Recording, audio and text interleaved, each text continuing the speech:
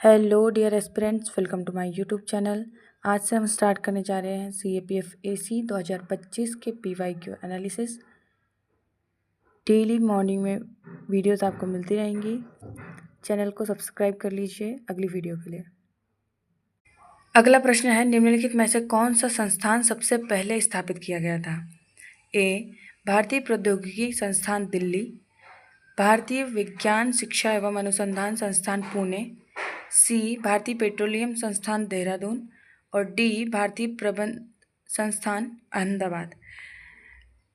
अगर भारतीय प्रौद्योगिकी संस्थान की बात करें तो इसे 1961 में स्थापित किया गया था।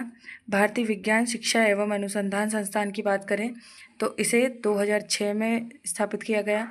भारतीय पेट्रोलियम संस्थान की बात करें तो इसे 1960 में स्थापित किया गया।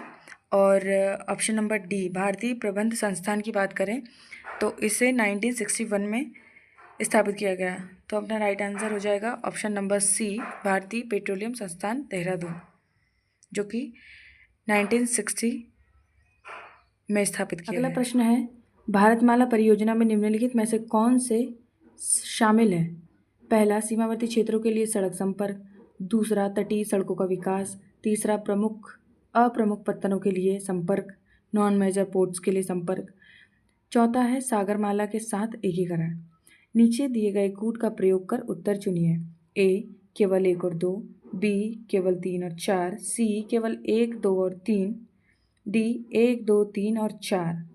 इसका राइट आंसर है ऑप्शन नंबर डी, 1, 2, 3 और 4। मतलब भारतमाला परियोजना में सीमावर्ती क्षेत्रों के लिए सड़क संपर्क, तटीय सड़कों का विकास, अप्रमुख पत्तनों के लिए संपर्क और सागरमाला के साथ एकीकरण, ये चारों ही शामिल है। अगला प्रश्न है, निम्नलिखित में से भौगोलिक सूचना तंत्र GIS के घटक कौन से हैं? 1. डेटा, 2. हार्डवेयर, 3. सॉफ्टवेयर और 4. लोग। नीचे दिए गए कूट का प्रयोग कर उत्तर चुनिए। ए. केवल 1 और 4, बी. केवल 2 और 3, सी. केवल 1, 2 और 3, डी. 1, 2, 3 और 4। इसका राइट आंसर है ऑप्शन नंबर डी, 1, 2, 3 और 4। मतलब जो भौगोलिक सूचकांक तंत्र GIS है उसके घटक डेटा, हार्डवेयर, सॉफ्टवेयर और लोग, ये चारों हैं। अगला प्रश्न है, निम्नलिखित में से किस एक ने पर्यावरणीय योजना शहीद आजम सरदार भगत सिंह हरियावल लहर प्रारंभ की है? ए. उत्तर प्रदेश, बी. मध्य प्रदेश, सी. पंजाब और डी. दिल्ली। इसका सही जवाब है ऑप्शन नंबर सी, पंजाब।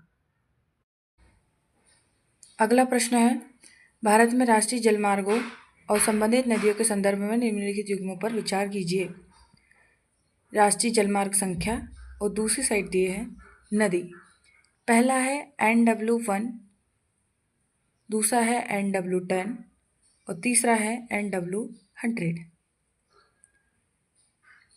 इसमें बताना है कि उपयुक्त में से कौन सा कौन से युग्म सही सुमेलित है। इसका आंसर हो जाएगा ऑप्शन नंबर डी, 1, 2 और 3। मतलब फर्स्ट वाला भी सही है, सेकंड भी सही है और थर्ड भी सही है। अगला प्रश्न है, निम्न ज्वार नीप टाइड्स के संदर्भ में निम्नलिखित कथनों पर विचार कीजिए। 1. सामान्यतः 2 निम्न ज्वार के बीच 7 दिन का अंतराल होता है।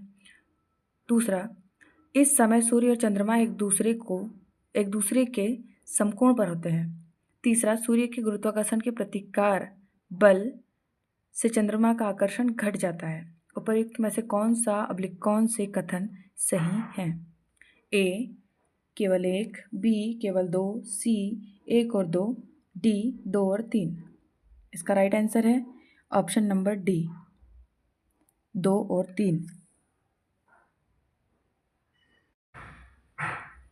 अगला प्रश्न है, निम्नलिखित में से कौन सी महासागरीय खाइयाँ ट्रेंच प्रशांत महासागर में स्थित नहीं है? 1. Bonin trench, 2. Cayman trench, 3. Kermadec trench और चौथा है साउथ सैंडविच ट्रेंच। इसका राइट आंसर है option number D, option number D 2 और 4।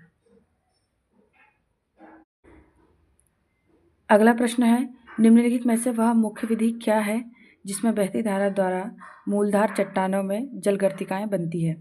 ए अपघर्षण, बी सन्निघर्षण और सी संक्षारण और डी मृदा सर्पण। इसका राइट आंसर है ऑप्शन नंबर ए अपघर्षण। अगला प्रश्न है, स्तरित ज्वालामुखियों के संदर्भ में निम्नलिखित में से कौन से कथन सही है? ए स्तरित ज्वालामुखी लंबे खड़ी ढलान वाले शंकु हैं जो फेल्सिक लावा और ज्वालामुखी राख की परतों से बने होते हैं।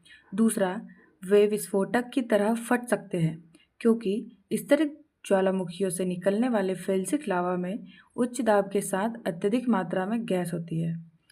हमें बताना है, नीचे दिए गए कूट का प्रयोग कर उत्तर चुनिए। ए केवल 1, बी केवल 2, सी 1 और 2 दोनों, डी न तो 1 और न ही 2। इसका राइट आंसर है ऑप्शन नंबर सी 1 और 2 दोनों, क्योंकि जो स्तरित ज्वालामुखी होते हैं वो लंबे खाड़ी ढलान वाले शंकु होते हैं जो कि फेल्सिक लावा और ज्वालामुखी राख की परतों से बने होते हैं और ये विस्फोटक की तरह फट भी सकते हैं। अगला प्रश्न है, निम्नलिखित में से कौन से प्रकार के वृहद संचालनों को तीव्र संचालनों के रूप में वर्गीकृत किया जाता है? 1 विसर्पण, 2 कीचड़ का बहाव, 3 मृदा सर्पण, 4 अवसर्पण। नीचे दिए गए कूट का प्रयोग कर उत्तर चुनिए। ए 1 और 2, बी 1 और 3, सी 2 और 4, डी 3 और 4। इसका राइट आंसर है ऑप्शन नंबर सी 2 और 4। कीचड़ का बहाव और अवसर्पण तीव्र होती है और जो विसर्पण और अवसर्पण होता है वो धीमे होता है।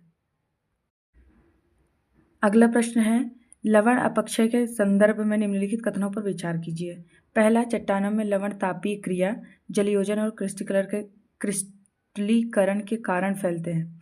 दूसरा, कैल्शियम, सोडियम, मैग्नीशियम और बेरियम जैसे लवणों में फैलने की प्रवृत्ति होती है।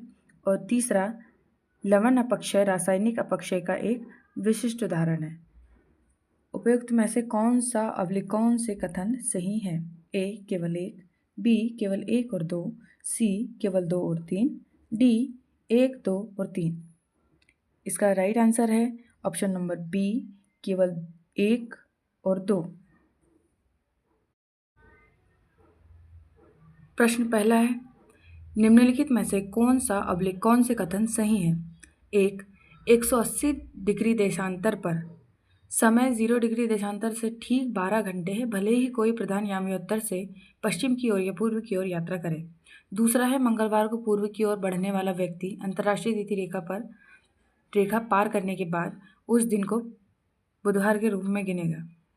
नीचे बताना है कि नीचे दिए गए कूट का प्रयोग कर उत्तर चुनना है। ए केवल 1, बी केवल 2, सी 1 और 2 दोनों, डी ना तो 1 ना ही 2। इसका राइट आंसर है ऑप्शन नंबर ए केवल 1। मतलब अगर 180 डिग्री देशांतर पर समय 0 डिग्री देशांतर से ठीक 12 घंटे है, भले ही कोई प्रधान यामियोत्तर से पश्चिम की ओर या पूर्व की ओर यात्रा करे।